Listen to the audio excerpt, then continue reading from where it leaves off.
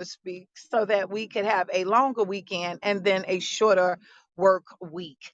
All right. I had mentioned that I tried to stay away from um, teaching the word as before. It's just so much going on, and it's so many doctrines and so many voices. I have pretty much mentioned to the Father that I don't want to be responsible if I have said something in error and caused my brother or my sister to stumble and fall. So therefore, I don't give too much, you know. Not trying to be a preacher or whatever, but whatever he calls me to do, that's what I try to do. But today it's just a quick word, just a quick word. And hopefully to encourage somebody or to get you to move past where you were before and do a much better. Hey, how you doing, my sister? Much better than we were yesterday, right? And so we always have to look forward to something to share with you. I know people that everything is going to be sunshine, roses, and flowers all the time, because then I would be a false prophet. The Father has told us what is to come, but I do believe that even what is to come, that you can trust and rest in the Father, that He can navigate you through storms and even silence them if you are to take the authority. Also, he told us that we're able to speak to those same storms. So I don't think it's bad practice to get in the habit of speaking to those storms that come into your life and make them stop. I'm on here just to tell you all, let's don't forget, up and you make a smooth. How do you remember to say there's song behind cayenne? That's the word, because it is Kanye person. It's like it always come to mind. But cayenne pepper into your smoothie, or either you can use ginger powder. You can do that as well. Of course, turmeric, so many things, but these are the things that come to mind: that cayenne pepper, and go ahead and add that. What does it do? It helps to burn out inflammation. Now, let me make myself clear. I don't call myself a herbalist. I just trust in the Most High and everything that He created to help us. So I want you to know that it's not going to be in herbs alone. You're going to have to trust what the Most High say. We do it because He told us to do it, not because we believe that herbs are the end all and the cure to all. No, it takes your faith and doing what the Father told us to do. And that is a part of the word. Well, okay, what I came on here for today is just to encourage you, to remind you, just to tell you, stop talking about it and do it. That's what He put on my heart this morning, to tell His people, stop talking about it and do it. See, we'll talk about the things that we want to do. I'm going to work on this house, so I'm going to renovate something.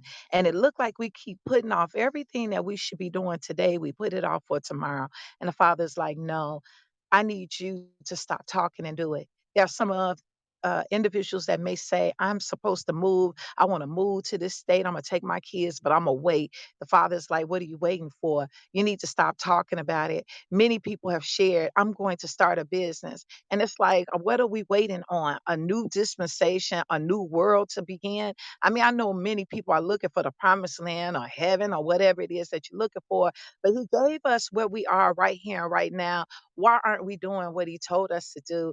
And there's many that'll say, I hear some men say, I'm gonna treat my wife better. I'm gonna be a better man. Well, why not just go ahead and do that and stop talking about it? I thought about my own self. I'm like, I want to lose weight. Like I want to shed so many pounds. And it's just imperative just to be a better me, not for any particular reason. And the Father was like, why are you still talking about it? Do it. And then you think about, well, I tried and I messed up yesterday. Well, guess what? You woke up and you get another day to start and do it again. Okay, you didn't say the right thing to your husband. You get another day to start right again. If he's still there, you got another day. You want to be a better parent. Why not go ahead and do it and stop talking about it? I'm going to buy that person a gift. I'm going to go visit them over there or wherever they are. They've been sick, they've been down. Stop talking about it and just go ahead and do it. The Father says too many people procrastinate. Think about it. If Jesus or Yahshua decided, I'm not going to heal anybody, I'm just going to wait until something happens, or I don't know what people are waiting on. Could you imagine many people? It wouldn't have just been Lazarus that died. And y'all remember when Lazarus did pass away, how Mary and Martha felt when they said, hey, if you had come, if you had just been here, my brother would not have. Well, we thank the Father that Jesus was able to raise the dead. But why are we still dealing with some things in our lives that are dead and they need to be resurrected? We need to go back and pick up those dreams, things that we said we would do. Some of you said, I'm going to go and I'm going to get a certificate, or I'm going to, go get some training in this area. What are you waiting on? Because there will come a day when it will be too late to acquire those things, because the Bible tells us that we only have a season where we'll work, because when night comes, no man will be able to work. We're not going to be able to do the things that we thought we'd be able to do. And we don't really know when that time is coming, but it looked like the darkness is starting to come across the horizon, right? To do, we are walk able to work, while we're able to breathe, we should be making moves. We should be doing things. Every hour should be accounted for.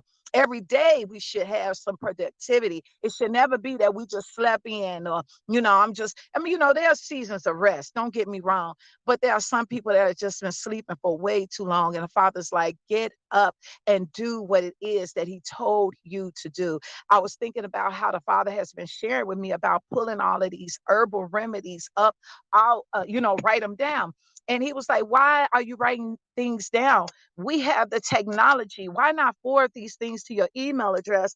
And when you get somewhere, just print them out. Make sure you put in the subject line what it is for. This is for rheumatoid arthritis. This is for leaky gut, or whatever, so that you'll have all of your information printed out and put it in an album, and you good to go. We make things too hard, and that's what keeps us back from doing the things the Father told us to do. We'll start looking at it and start counting up the cost of, not the cost in the way He told us to count up the cost. He told us to count up the cost before we do anything major, right? And you want a group of people around you that are wise to give you counsel. But in this case, we're too busy looking at how hard things look, and we'll put it off. Like you may say, I need to clean that garage out of that basement. And you wait and you look and you're like, well, wait a minute, because I got this to do. It's going to be a long day.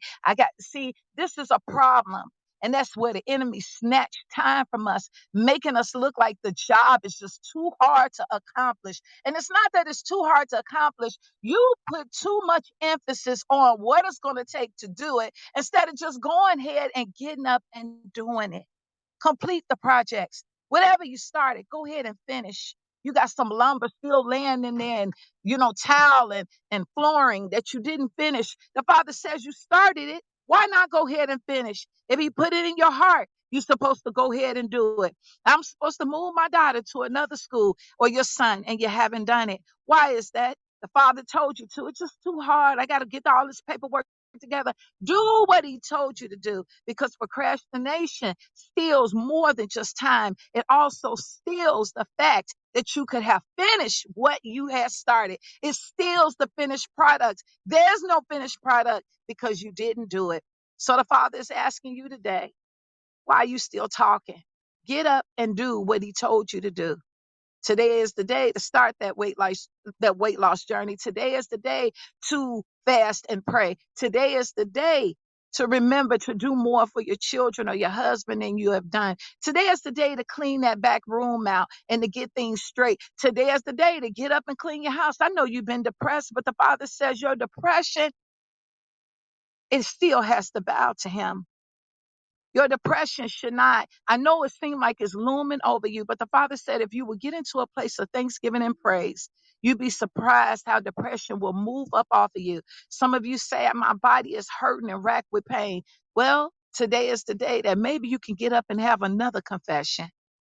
You might be able to do a little something, maybe not a whole lot, but a start is a beginning. Then to sit back looking at a start and never get up.